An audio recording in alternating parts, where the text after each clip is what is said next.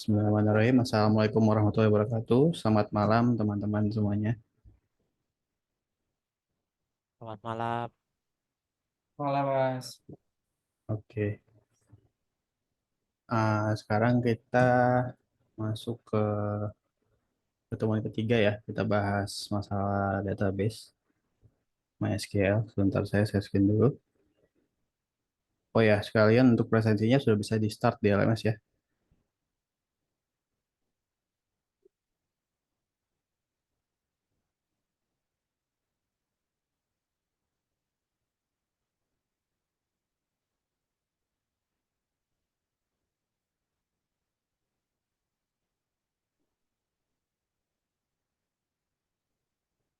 Oke, tadi siang kan sudah dikirimin ini ya, SMPP sama Table Plus tuh. Sudah pada diinstal belum ya? Atau tadi juga ada yang mau pakai database GUI yang lain juga nggak masalah ya. Biasanya kalau yang kuliah pakai PHP MyAdmin juga bisa. Cuman di sini aku pakainya Table Plus. Jadi niatnya memang biar persepsinya atau yang dilihat teman-teman tuh sama gitu. Sekarang kita mulai penjelasan dasar database. Ada yang sudah tahu mungkin tentang database sini? Atau ada yang sudah pernah pakai mungkin database?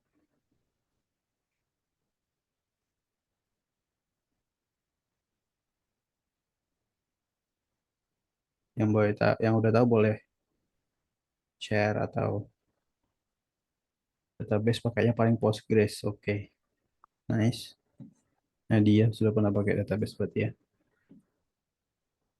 Kalau yang lain Belum pernah, Kak. belum pernah ya. Belum. Saya basicnya Belum pemrograman pernah. game soalnya. Hmm, basicnya apa tadi? Pemrograman game, Oh, pemrograman game. SAP. Oke, oke. Kalau gitu kita belajar dari basic aja.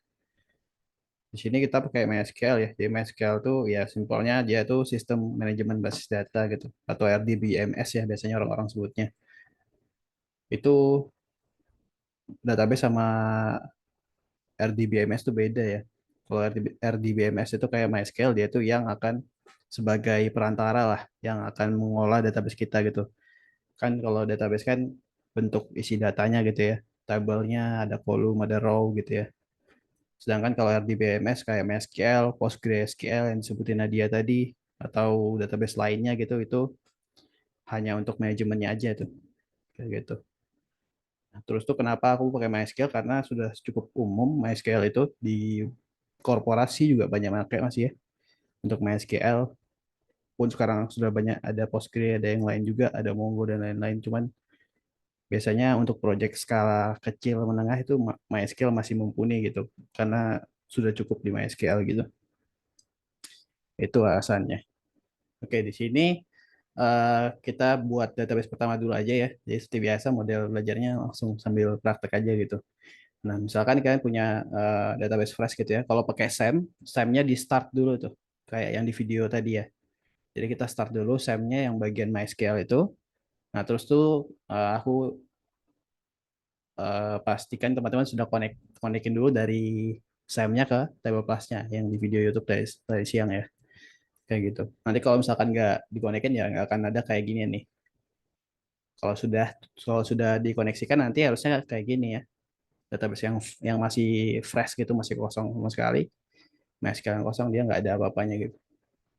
Nah, ini kita klik yang di sini ya, kalau table plus nanti ada pilihan new, kita buat aja di sini misalkan untuk studi kasus sederhana kita buat database baru, misalkan untuk manajemen buku gitu ya. Terus kalau encoding sama collection-nya ini default aja nggak masalah sih. Kita oke aja, terus diklik ini, di open. Nah, sekarang kita sudah masuk ke dalam database buku kita gitu. Cuman di sini kalau kita perhatikan tabelnya masih kosong. Nah, untuk membuat table di database kita bisa klik yang di sini ya, tergantung database GUI-nya teman-teman tuh. Sini. Nah, misalkan untuk penamaan table ya. Biasanya penamaan table itu best practice-nya itu pakai plural ya, kata-kata plural dalam bahasa Inggris gitu. Jadi karena kenapa pakai plural? Karena kan data di dalam table itu kan ada banyak data tuh. Jadi kita pakai misalkan kalau buku ya pakainya books gitu, atau kalau misalkan presensi mungkin presents gitu ya.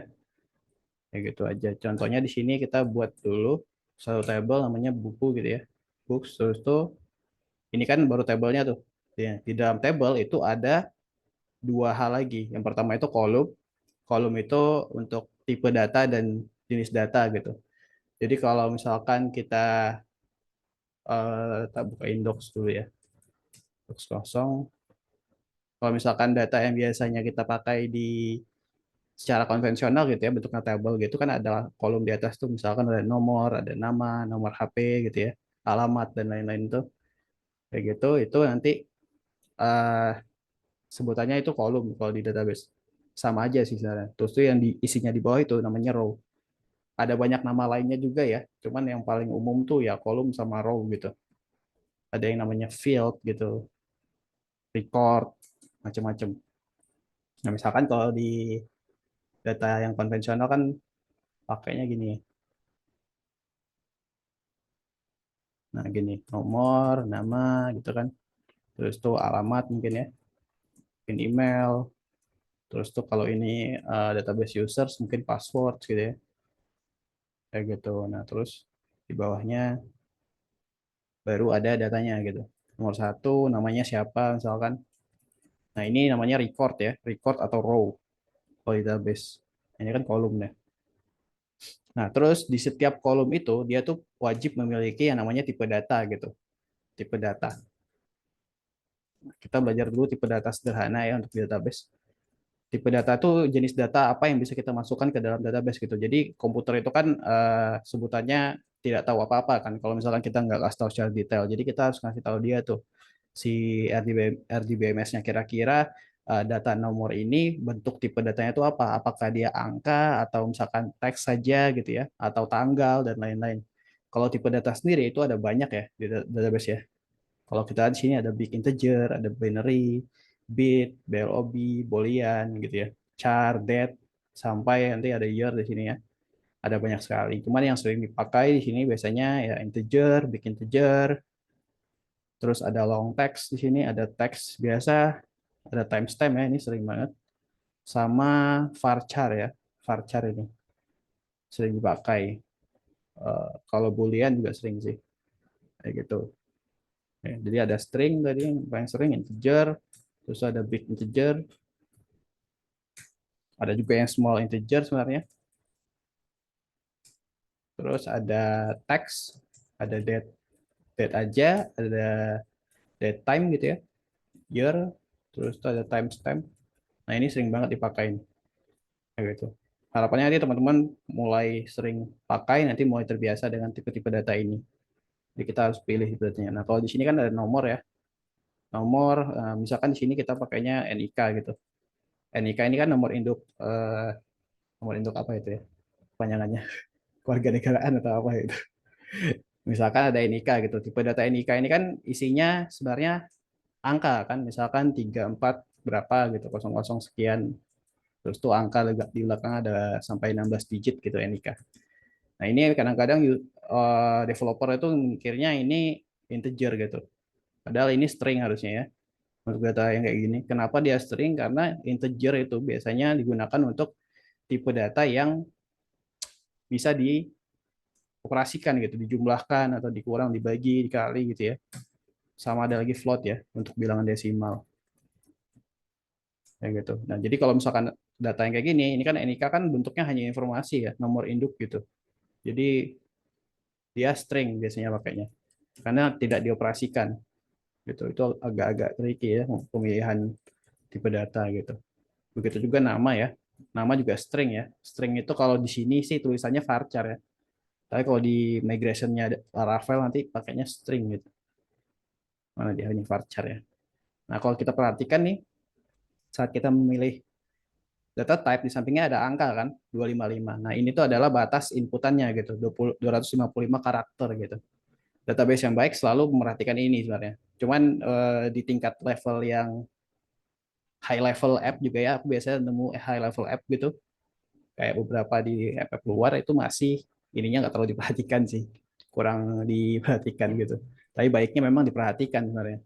Misalkan untuk NIK, NIK kan 16 ya, 16 digit ya. Nah, itu kita taruh aja space sampai 18 sampai 20 gitu. Walaupun kita tahu perubahan NIK jadi 20 digit itu kan kemungkinan kecil ya. Tapi nggak apa-apa, kasih aja 20 digit atau 18 digit gitu. Cuman baiknya sih pas gitu. Jadi nanti nggak boros data kayak gitu. Itu salah satu hal di dalam sini ya, di dalam kolom ya. Ada data type, ada batas karakternya gitu. Nah, ini juga ada is nullable ya, berarti dia ini boleh kosong atau enggak gitu. Karena ada data kan biasanya opsional kan. Kalau kita lihat form tuh ini boleh diisi, boleh enggak gitu. Misalkan dia opsional gitu ya. Terus tuh kalau misalkan dia required biasanya dikasih bintang gitu ya. Kalau sistem kayak gitulah biasanya. Nah, itu dia untuk tipe data sama pengenalan tentang column dan row ya. Di sini kita buatkan dulu aja untuk ininya ya. Untuk table baru ya. Misalkan kita punya table users di sini. Terus tuh ada username, terus tuh di sini berarti pakainya varchar kalau username ya. Terus tuh username kan biasanya tuh kalau di entah itu Instagram atau yang lain pasti username dibatasi kan. Kita bisa batasi di sini punya kita mungkin 30 karakter gitu. Nah, terus misalkan ada password ya. Password kalau password sih better dibesarin ya 255 atau kalau pakai pakai teks juga bisa. Cuman 255 sudah cukup. Kenapa password dibuat 255 padahal password orang nggak sampai 255 karena data password ketika dimasukkan ke database itu wajib kita enkripsi ya. Kita enkripsi jadi bentuknya itu sudah nggak karuan gitu. Enkripsi. Jadi misalkan nih ada passwordnya diinputkan usernya gitu password gitu passwordnya. Tapi yang masuk ke database tuh nggak mesti sama kayak gini, pasti setelah harus dienkripsi ya. Jadi nanti bentuknya ya angka sama teks random bahkan ada simbolnya gitu. Misalkan 2% gitu. Gini, 2 kayak gini-gini. Nah, jadi perlu space yang banyak gitu ya passwordnya. Terus ada email. Kalau email itu juga varchar ya masuknya. Nah, gitu. Jadi ya sebenarnya tipe datanya tuh nggak semuanya sering dipakai, beberapa aja. Ini juga ada polygon ya. Ini untuk map ya. Biasanya untuk data map dari satu titik ke titik lain sampai kembali ke titik itu gitu. Ada multi polygon, multi point ini yang berhubungan sama map gitu. Geometri juga sama ya. Kayak gitu juga. Kalau mau masukin data-data map ke dalam database kita pakainya multi point, multi polygon. Kalau di Postgre itu ada koordinat kalau nggak salah atau point ya, point kalau namanya ya. Ya sama sih ini, mirip-mirip aja. Materi varchar, email juga bisa kita batasi mungkin 100 gitu. Username, password, email ini sudah cukup email ya. Terus bisa aja kita tambahin email verified gitu ya, verified ad. Kan ada sistem yang minta kita verifikasi email dulu ya biasanya. Nah, ini tipe datanya biasanya itu timestamp verified ad ya. Ini ciri khasnya pakai ad itu biasanya timestamp tuh isinya. Ya, email diverifikasi kapan gitu ya. Ketika dia sudah ada tanggalnya berarti dia sudah diverified. Cara ngeceknya gitu di backend biasanya. Terus apalagi kalau di users ya yang melengket ke user itu username, password, email. Kalau full name dan lain-lain itu masuknya ke profile ya. Kayak gitu. Nah, itu sedikit ya pengenalan untuk database. Nah, ini kan sudah ada kolomnya nih di atas ya. Strukturnya kayak gini hasilnya. Tadi kalau kita lihat ya, yang is nullable itu kalau yang ID itu no ya. Nah, ini juga salah satu hal yang wajib di database, dia tuh wajib punya ID. Gunanya ID itu apa? Jadi sebagai identifier gitu ya. Atau uh, sesuatu yang unik dari sebuah data itu. Karena kan misalkan ada sebuah database nih, datanya banyak, taruhlah data penduduk. Data penduduk kan punya nama, alamat, dan lain-lain. Bisa aja satu satu negara itu punya banyak orang yang namanya Revinaldi, bisa aja terjadi gitu. Misalkan Revinaldi di Indonesia ada 100, kan jadinya ada banyak data yang kembar kan. Nah, supaya nggak kembar, nggak bikin bingung, jadi ya dibuatlah satu nilai unik. Nah, nilai uniknya tuh disebut ID biasanya ya, identifier. Walaupun kalau misalkan teman-teman mau ekspor, ada lagi yang terbaru itu UUID gitu ya, UUID gitu. Jadi dia kayak gini bentukannya. Ini biasanya bentukannya random varchar gitu ya isinya. Tapi formatnya UID gitu, kayak gitu. Ada yang ini. Cuman di sini kita pakai yang ID aja simple ya, dan dia auto increment ini ya. Auto increment. Maksudnya auto increment itu apa? Jadi ketika suatu data kita tambahkan ke dalam table users, nantinya si database ini akan atau RDBMS-nya ya MySQL itu akan memberikan nilai ID-nya tuh secara otomatis gitu. Sebagai contoh di sini ya, kita buatkan satu buah username. Di sini passwordnya kita nggak pakai enkripsi dulu ya, pakai ketik biasa aja.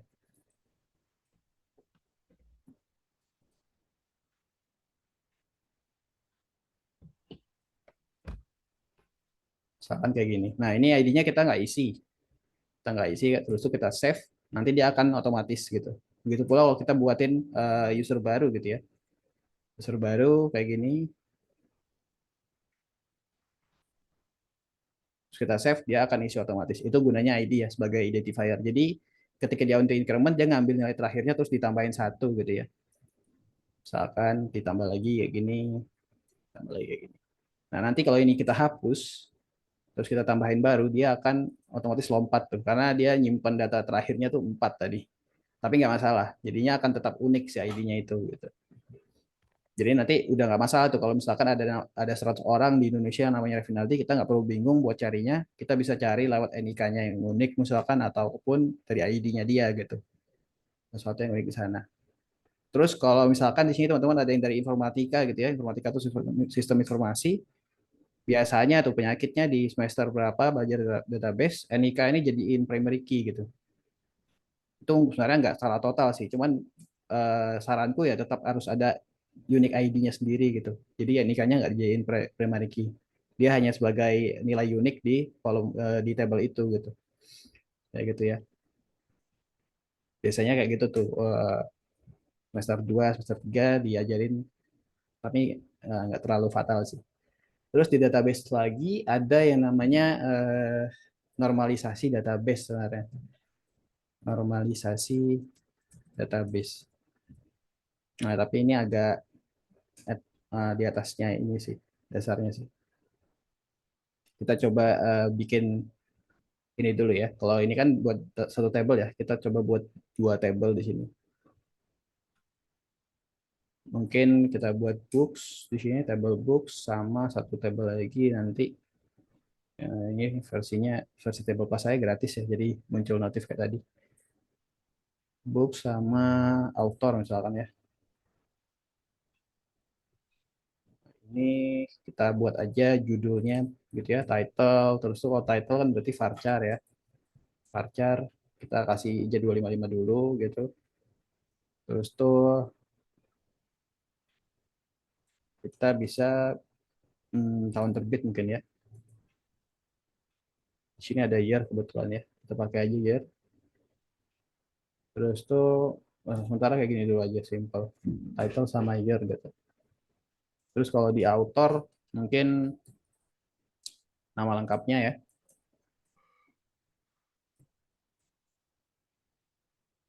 Nama lengkapnya address gitu misalkan. Address kita pakai teks aja ya. Jadi nggak dibatasi gitu. Sama satu lagi deh kontak. Ya. Kontak kita pakai varchar aja.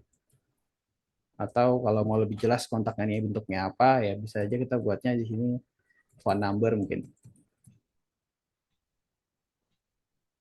kayak gitu. Contoh ya. Nah, terus di database kita bisa menghubungkan satu buah table dengan table lainnya gitu. Satu buah table dengan table lainnya. Ini tadi table apa ini? Oh, oke, kita lihat aja. Oke. Nah, jadi kita bisa menghubungkan table satu dengan table lainnya ya. Caranya gimana? Kita coba ke basicnya dulu ya, ke metode konvensional nih. Metode konvensional dalam pencatatan data. Ini aku jelasin supaya bisa paham gitu. Maksudnya dari normalisasi, terus tuh kenapa kita harus menghubungkan satu tabel dengan tabel lain gitu ya. taruhlah di sebuah perpustakaan ataupun toko buku ataupun di gudang buku gitu ya, tempat yang ada rak bukunya, di situ ada seorang yang menjaga sebuah lemari buku gitu. Dia akan selalu mencatat nama buku di situ, terus tuh ada nama penulisnya mungkin ya, terus tuh data peminjam dan lain-lain gitu ya. Kalau di perpustakaan misalkan. Ini kita copy aja tabelnya ke bawah. Nah, misalkan di sini ada nomor ya. Tah, kalau misalkan konvensional banget nih, ada nomor, terus tuh judul bukunya ya, buku, terus tuh mungkin author, terus di sini mungkin peminjam, kita buat juga. Misalkan ada tanggal dan lain-lain gitu ya. Judul buku.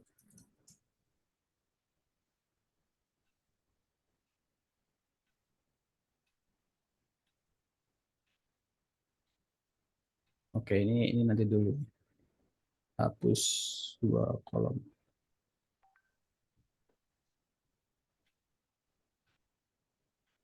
Nah, misalkan ada satu buku, taruhlah judulnya Hello Habits gitu. Terus tuh autornya siapa gitu ya. Misalkan kayak gini, terus tuh ada buku X, biar cepet aja, autornya taruhlah ABC gitu ya. Nah, ini biasanya metode konvensional ya. Ini dia nyimpen data buku gitu ya, data buku.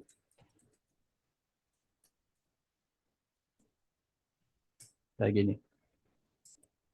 Kalau kita perhatikan, ini bisa aja kita tambahin lagi data lainnya ya, entah itu kok tanggal masuknya buku ke dalam lemari itu, ataupun tanggal terbitnya, ataupun sampai ke stok bukunya gitu ya. Bisa ada banyak macam lah. Kalau misalkan ini data buku gitu di dalamnya.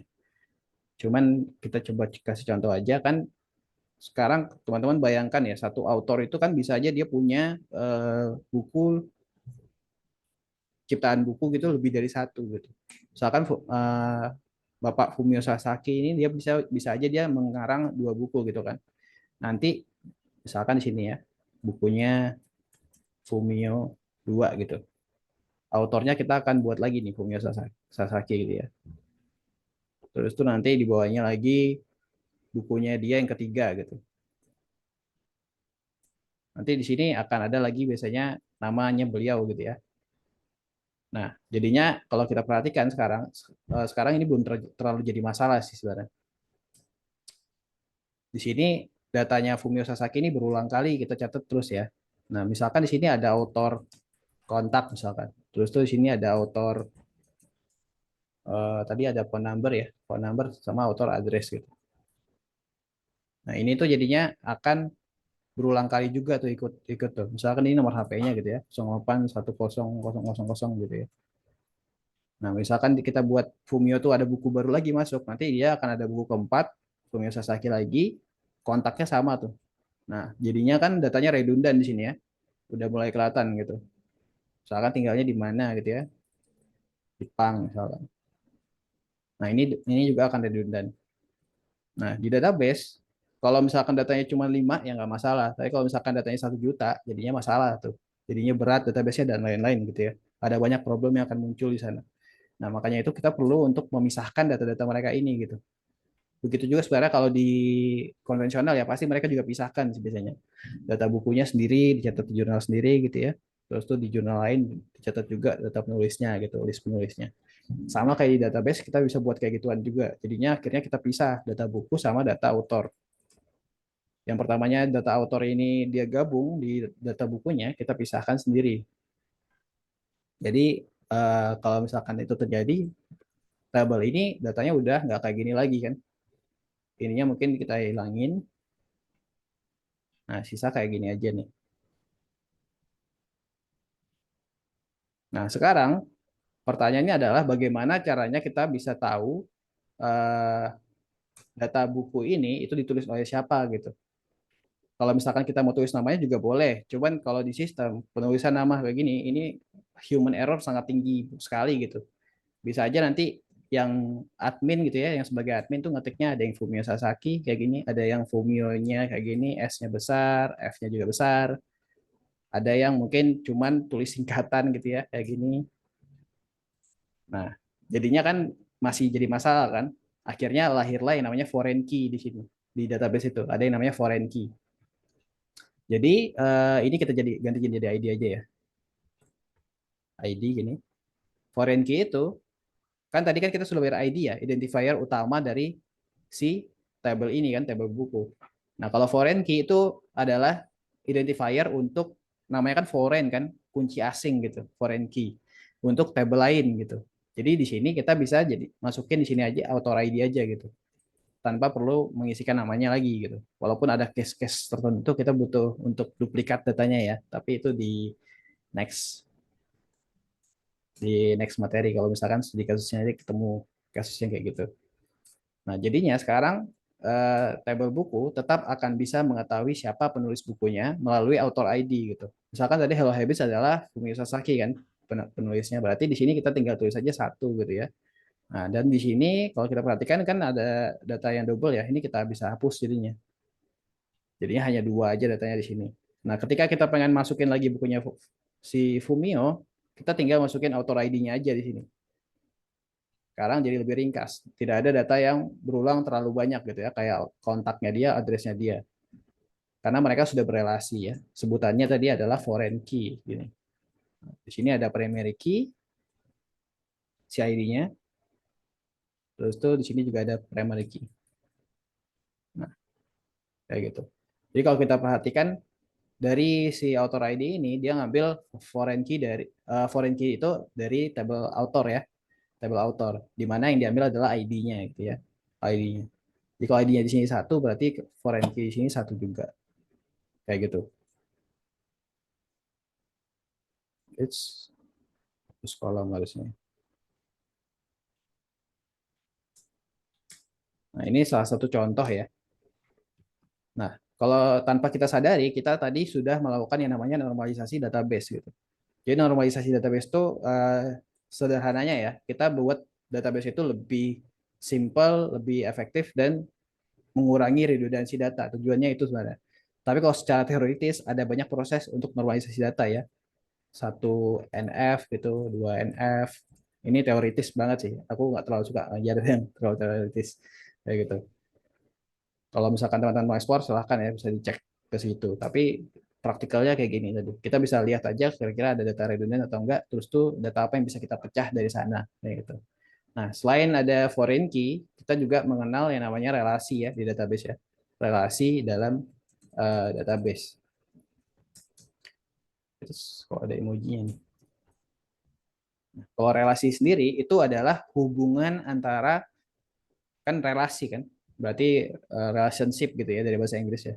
Itu hubungan antara satu buah table dengan table yang lainnya gitu. Simpelnya kayak gitu. Jadi ada table berhubungan dengan table lain, mereka berarti berelasi.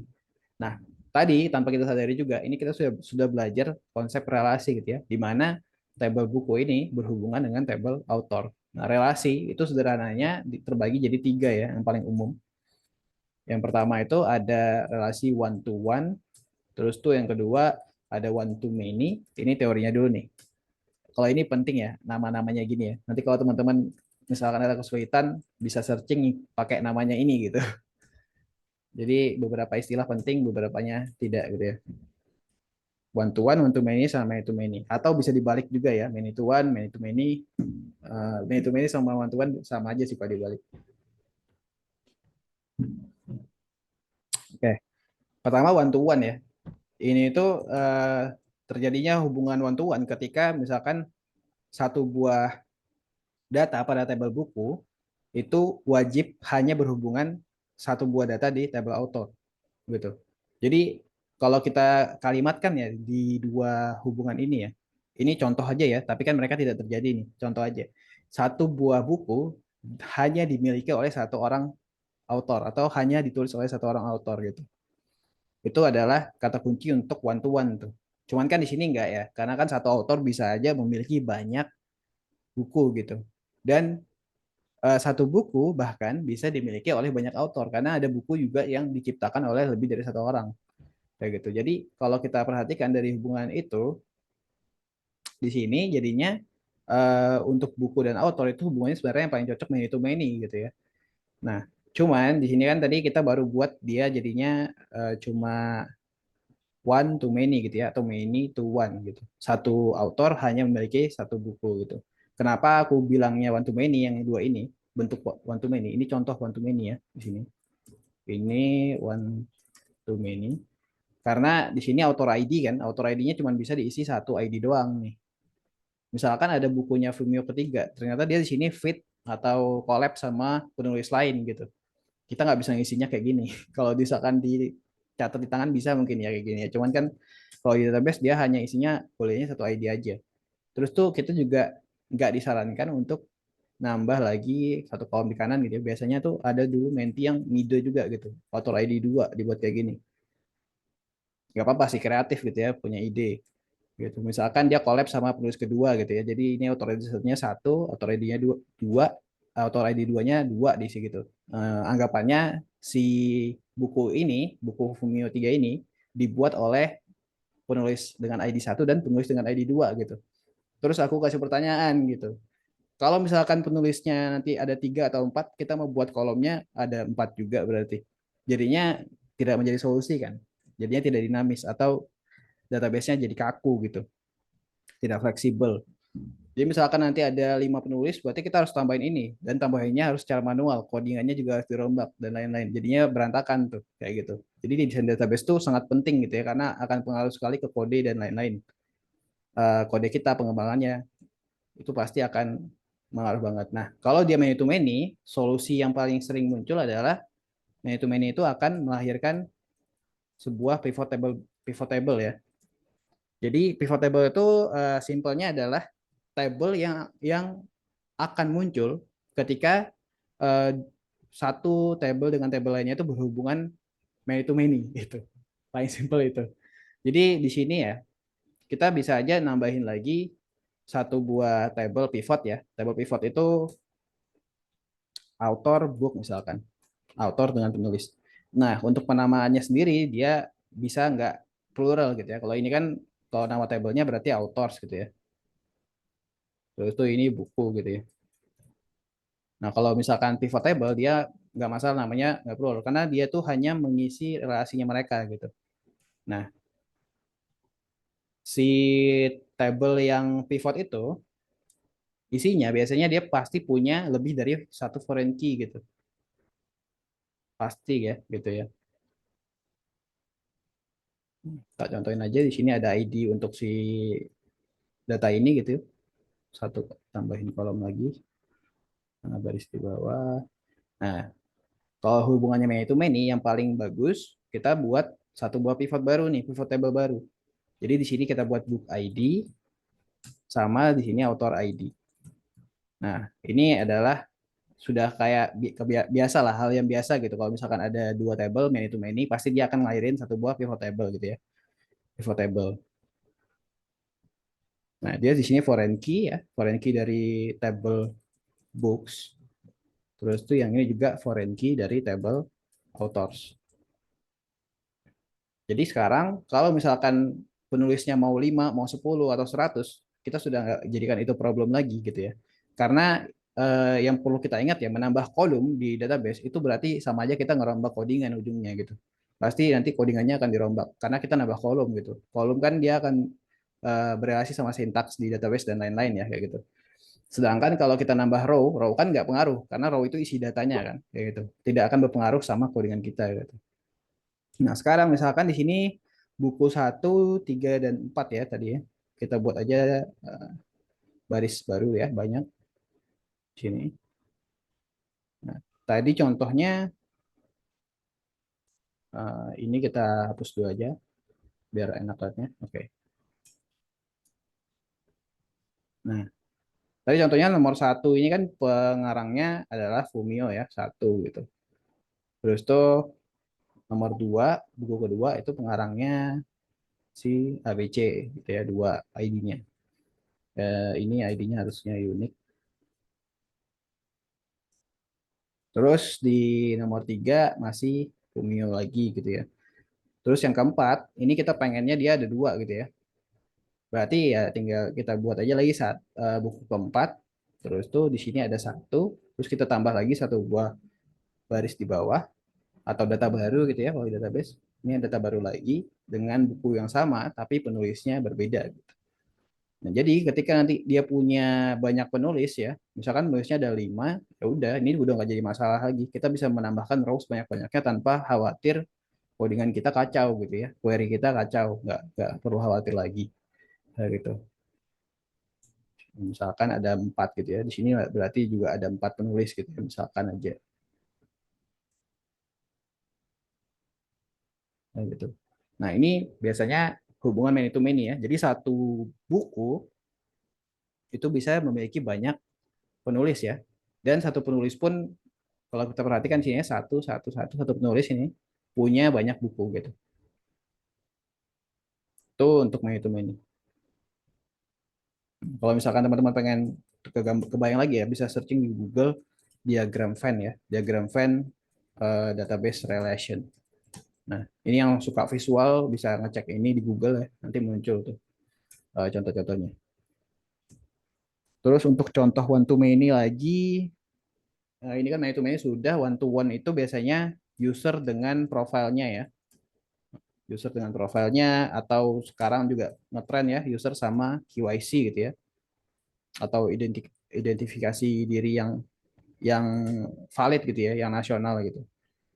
Kalau kita buka akun di Gojek gitu, terus tuh verifikasi itu kan pakai KYC ya, fitur KYC itu pasti data untuk profil identitas kita dengan data user yang ada di Gojek itu pasti dua tabel yang berbeda dan mereka hubungannya one to one gitu. Karena satu user hanya boleh memiliki satu identifikasi card gitu, identity card. Atau simpelnya ya KTP gitu ya. Itu contoh untuk one to one yang paling jelas. Kalau one to many, sebenarnya kalau tadi kita bukunya kita batasin itu juga cuma satu penulis doang, itu juga one to many ya. Pokoknya intinya begitu. Gitu. Atau peminjam juga bisa tuh, peminjam dengan buku. Peminjam dengan buku bisa one to many itu. Satu peminjam bisa meminjam banyak buku. Iya, itu juga bisa ya. Tapi dia juga bisa many to many. Nah, itu agak tricky ya, tergantung kebutuhan kita sebenarnya di sistem.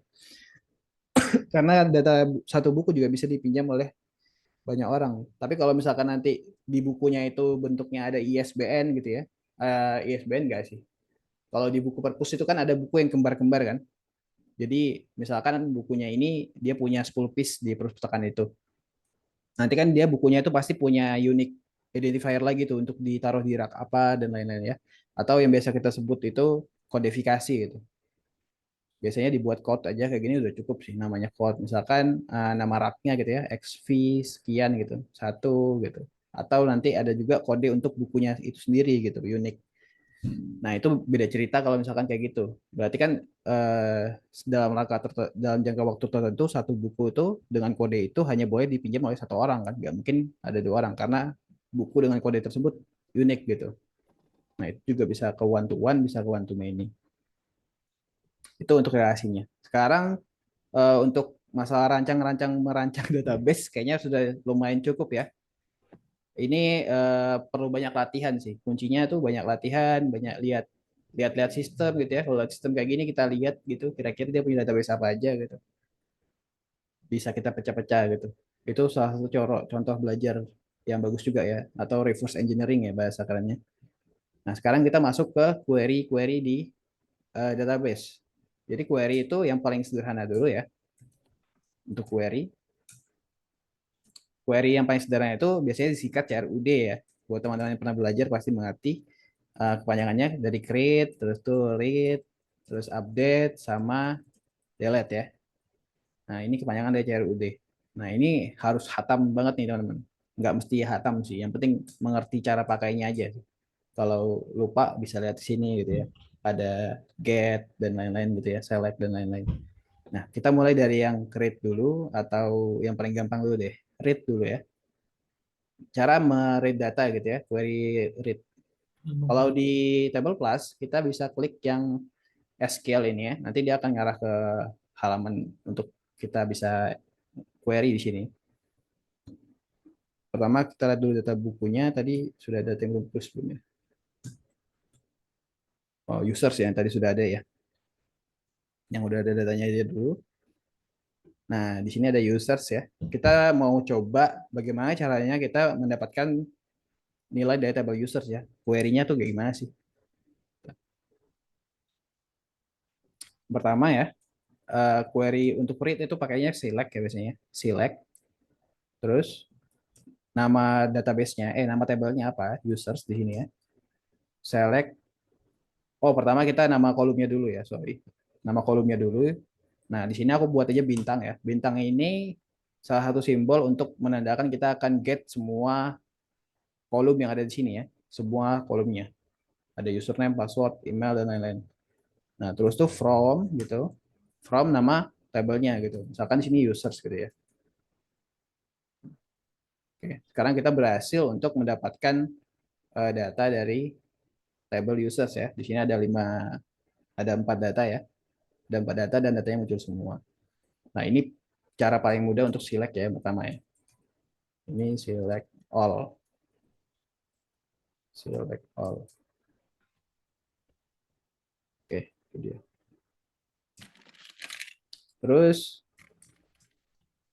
selain select all, kita juga ada select dengan kriteria tertentu atau kolom tertentu aja tuh.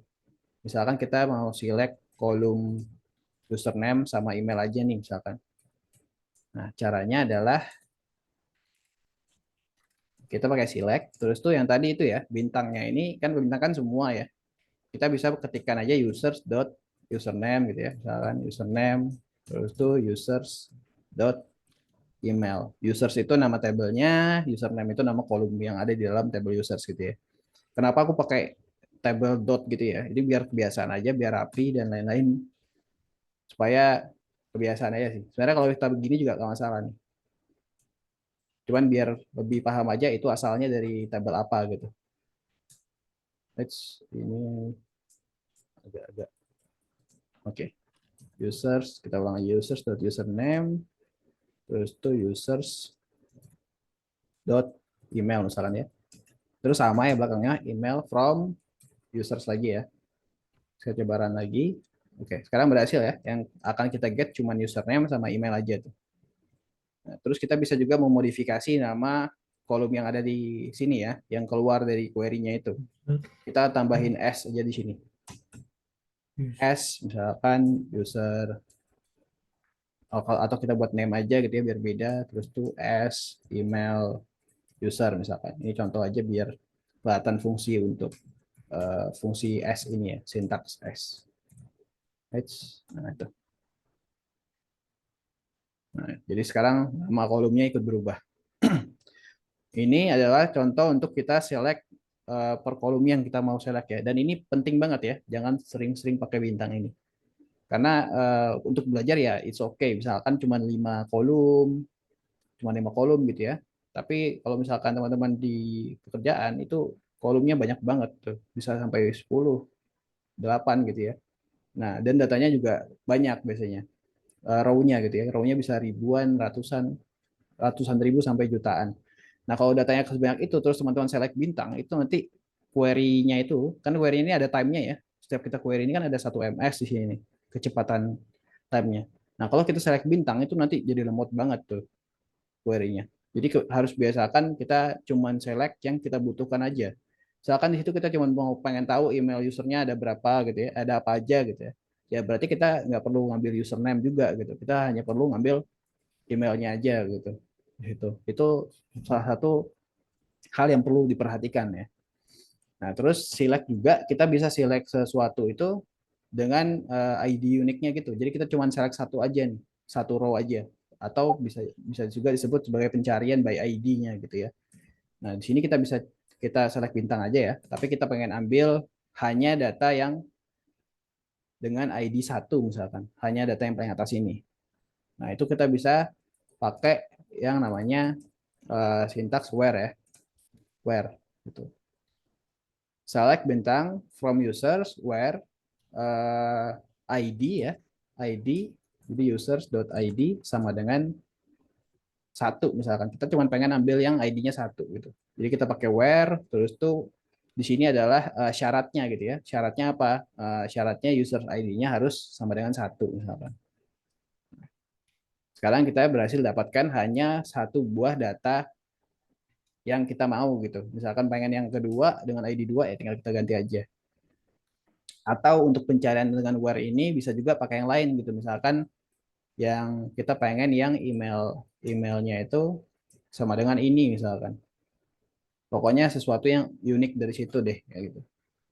Atau bahkan kalau misalkan di sini ada hal yang mirip-mirip gitu ya, nggak masalah juga. Kita pengen tahu user yang tahun lahirnya tahun berapa misalkan. Itu kan bisa aja gambar-gambar ya datanya ya. Yang tahun lahirnya sama gitu ya, nggak apa-apa. Kita pengen tahu aja ada berapa orang sih yang lahir di tahun 2000 gitu. Nah itu bisa pakai where year gitu ya, year atau where birth date ya biasanya nama nama kolomnya birth date sama dengan tahun berapa gitu. Nah itu kita bisa pakai where ini. Itu contohnya ya. Ya ini untuk select ya pertama. Terus yang kedua kita coba untuk create ya. Create itu seingatku pakai insert ya. Insert into users. Terus tuh value-nya values pakai S nggak ya? Coba kita buka di dokumentasinya aja di sini insert. Nah, insert into oke. Okay. Values pakai S ya, values-nya. Nah, ini sebenarnya bisa langsung kayak gini aja sih, nggak perlu pakai ininya. Ini kalau mau pakai pakai nama kolomnya juga boleh sih. Nah, ini. Ini kalau misalkan kita mau insert yang ini doang gitu ya, customer name doang, city doang, sama country doang. Walaupun isi tabelnya kan ada banyak nih kolomnya ya. Berarti nanti data-data lainnya tuh nggak wajib diisi nih, nullable ya, sebutannya nullable. Waktu kita rancang tadi itu, dia di sini nullable-nya yes, berarti boleh kosong. User into values, terus tuh di sini kita ada username, users.username, terus tuh ada users.password, users.email, sama yang terakhir email verified at ya. User into user, terus tuh ini gini ya tadi, values-nya di belakang.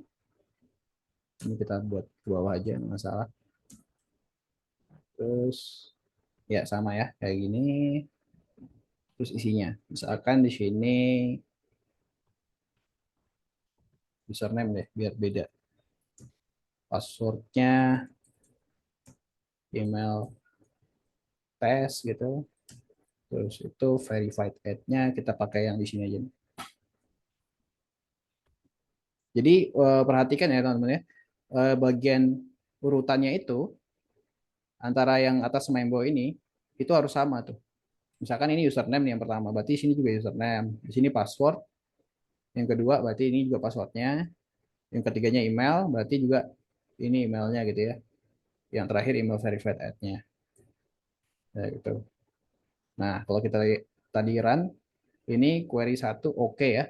One row of factor berarti sudah berhasil. Sekarang kita cek di sini datanya, reload, oke, udah masuk ya untuk data keenamnya. Itu untuk insert ya, jadi cukup sederhana aja ya. Ini bisa kita ganti lagi, misalkan username 2 gitu.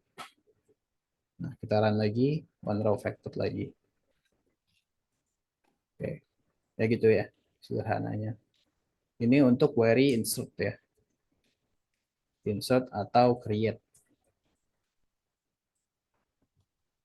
Nah, lalu selanjutnya itu ada update dulu mungkin ya. Update depannya sama ya, update terus tuh set users. Ntar aku agak lupa ininya, manual query ini. Update users. Seingatku sih ini value-nya dulu sini.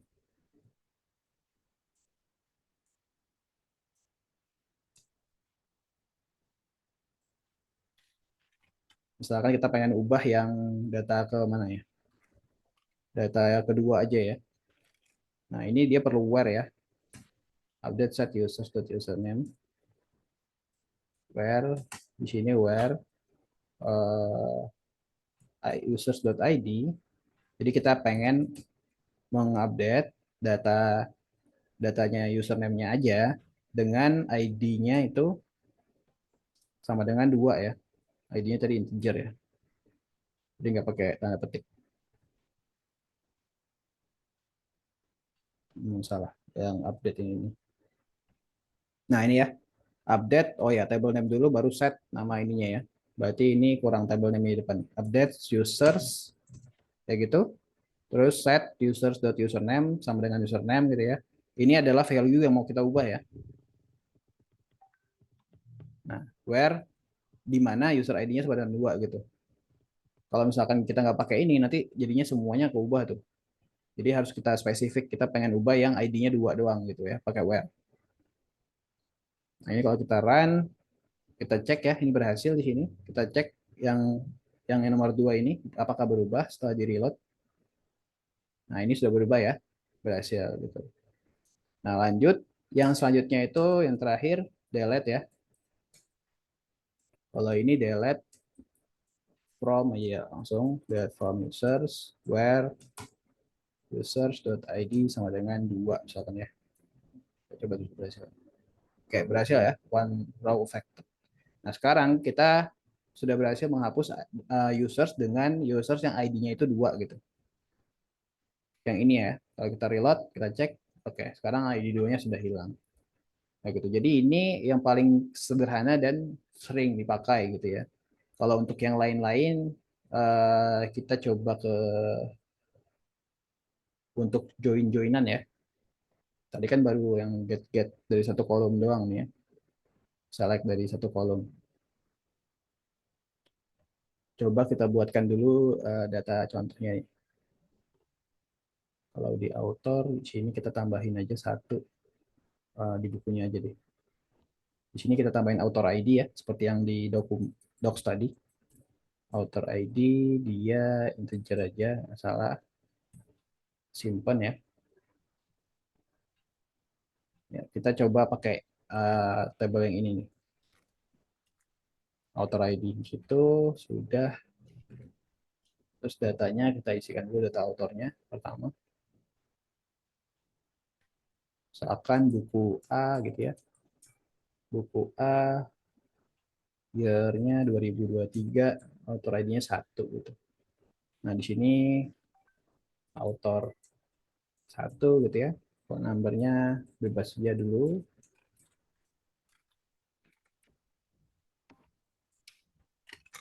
Nah, kita save. Nah, sekarang kita pengen ngambil, kan dia bentuknya ID ya.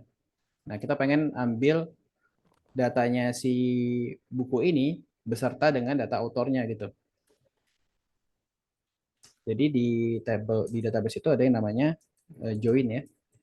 Join itu jadi kayak kita kan tadi kan tabelnya kan berrelasi ya antara satu tabel dan tabel lain. Nah, join itu gimana caranya kita get data ini terus tuh kita joinkan ke tabel yang berhubungan tadi supaya kita bisa ambil data di dalamnya ini. Kan kalau di sini kan cuma angka ID-nya doang nih. Kita nggak tahu nih isinya tuh apa gitu. Namanya siapa misalkan, kontaknya apa gitu ya. Nah, kita ngambilnya dengan cara join. Jadi kita bisa select aja, misalkan kita select bintang aja dulu from bukunya, from books. Terus tuh kita bisa pakai left join ya. Jadi join itu ada beberapa ya. Atau kita pakai join aja deh yang paling simple. Join table author ya. Ini harusnya pakai S ya, nggak apa-apa. Select bintang from books. Terus tuh join author. Singkatku gini nih, on author.id sama dengan books.author.id gitu ya. Coba tes. Oke, berhasil ya. Ya sekarang kita berhasil untuk get ini tak turunin dulu. Get data bukunya beserta data autornya nih. Kayak gitu. Nah, di sini ketika misalkan nanti teman-teman pengen ambil title aja sama year aja berarti tinggal diganti aja kan books.title, books.year gitu. Terus tuh kita pengen ambil nama si autornya aja berarti author dot nama tabelnya name ya. Kayak gitu. Sekarang kita run. Hasilnya ya kita cuma dapat data yang kita butuhkan aja ya. Title-nya apa, tahunnya kapan, terus tuh namanya siapa gitu ya.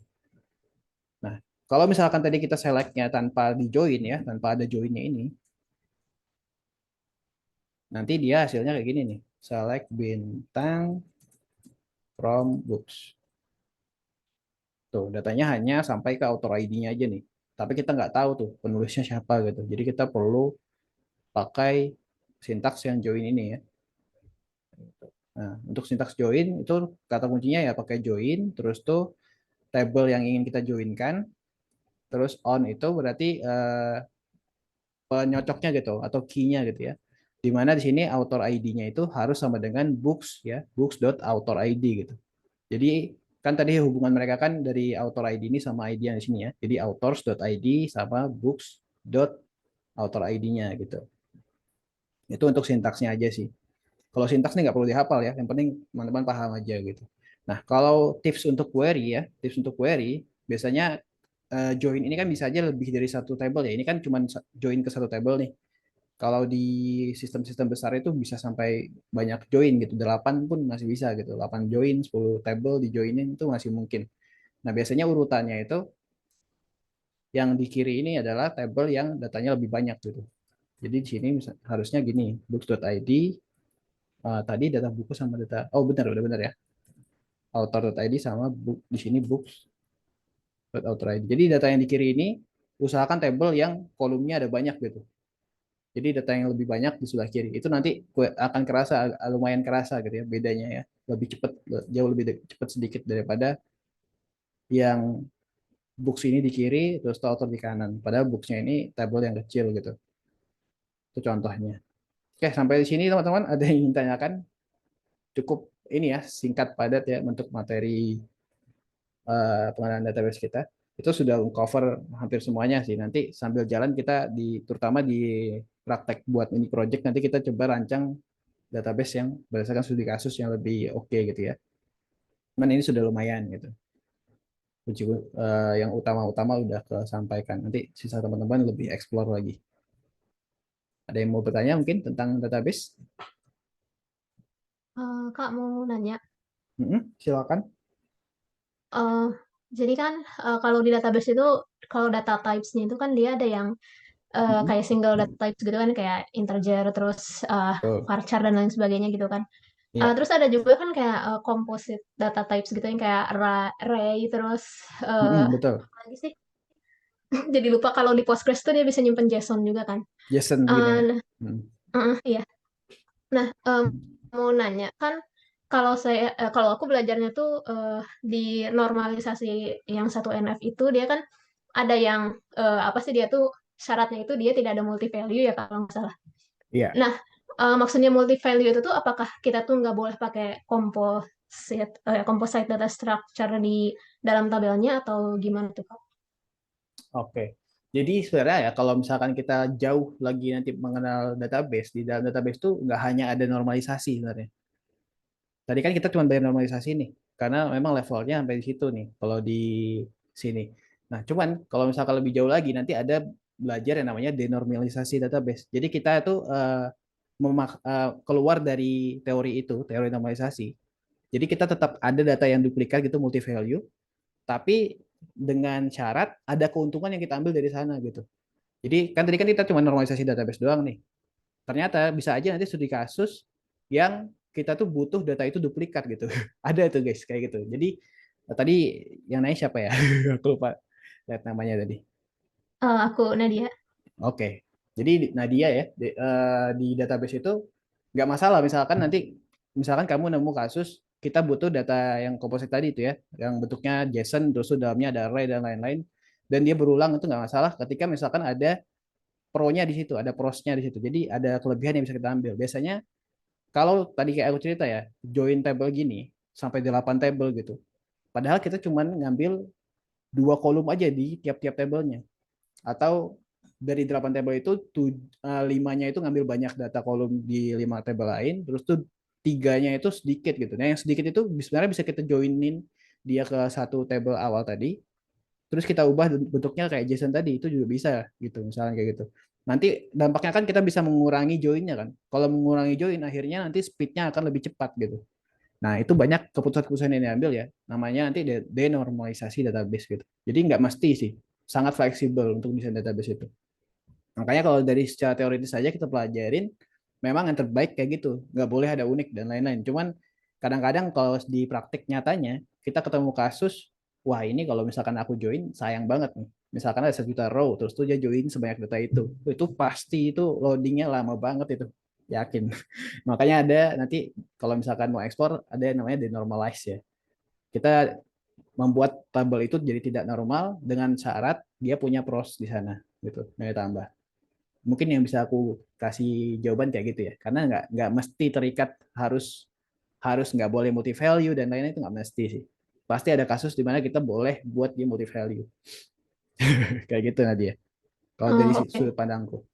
Sip, Uh, sip. Jadi gimana kondisinya aja kali ya, cari yang optimalnya kayak betul, gimana karena gitu ya. pasti akan ketemu sih kasus-kasus kayak gitu ya kalau sudah kasusnya sudah beda gitu.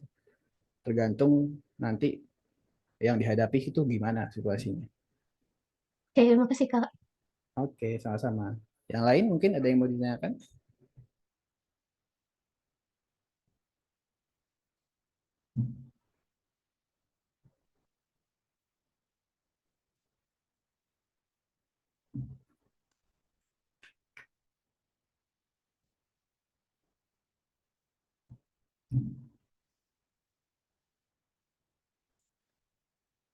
Belum ada tentang database?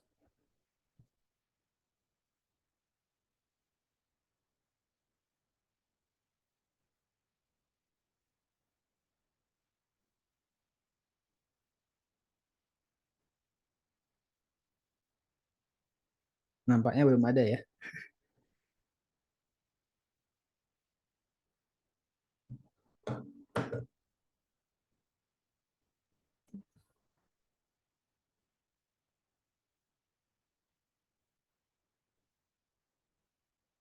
Tidak ada. Oke. Oke guys, yang mau nanya mungkin kalau belum ada lagi, kita cukupkan ya malam ini ya. Wah, ini ada yang nggak masuk breakout room ya. Nadim Nadim Alim sama Ari Fadila.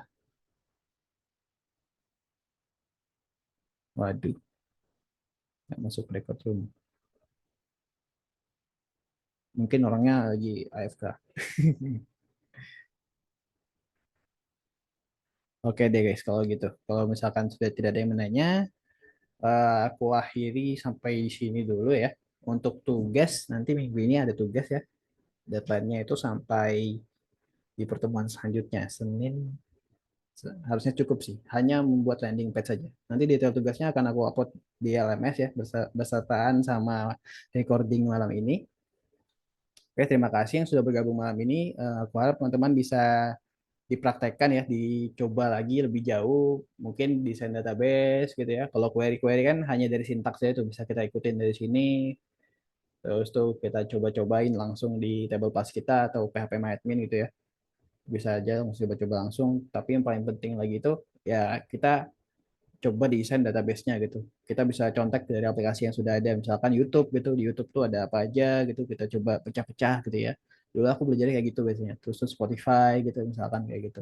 Itu tips saja kalau mau belajar yang bagus, kita reverse engineering dari website yang sudah besar gitu. Oke, aku tutup guys. Assalamualaikum warahmatullahi wabarakatuh. Selamat malam teman-teman. Waalaikumsalam. Makasih Kak. Ya, sama-sama.